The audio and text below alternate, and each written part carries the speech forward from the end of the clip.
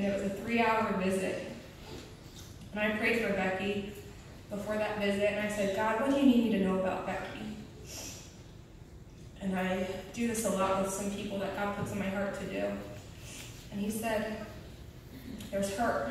There's healing that needs to happen in her. And I didn't know what that meant. In that first visit, when I was there for 3 hours, she had explained to me that she, had cancer, and I asked her, I said, Becky, what was your first hurt? What was your first pain point in life? And she poured it all on me. We were praying. My son was in my belly, and I said, we're going to be praying for you, Becky. And every visit after that, it was like 3 hours every time, because she'd measure my belly and measure my son, but we would talk about Jesus and just her life with him and her life in general, and it was just such a beautiful testimony of God's redemption in her life. And she got baptized in my bathtub, recommitted her heart back to Christ, came to church. She told me when she came back here, and I was so proud of her for coming.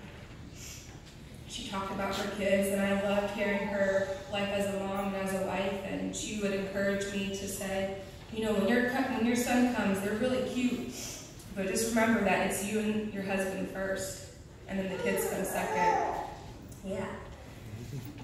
So when I found out about Becky's passing, I had no idea. My cousin Cody had messaged me, and that day before she passed away, I realized I sent Becky a scripture.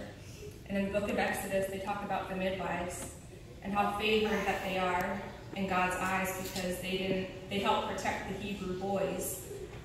And I said to Becky, I encouraged her, I said, Becky, do you see how favorable you are in God's eyes? And then next day she went home.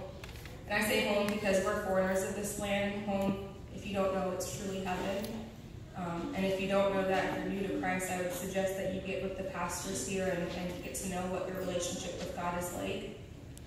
And that next day I had asked God, I said, God, what do I need to know today? And he said, Becky came to me in peace, love, and joy, and all of heaven was waiting for her.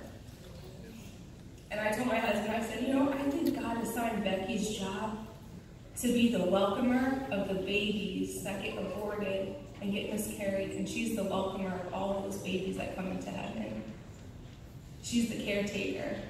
Because we have jobs when we get to heaven, and I know that she's doing her best. She did her best job welcoming babies into an environment of love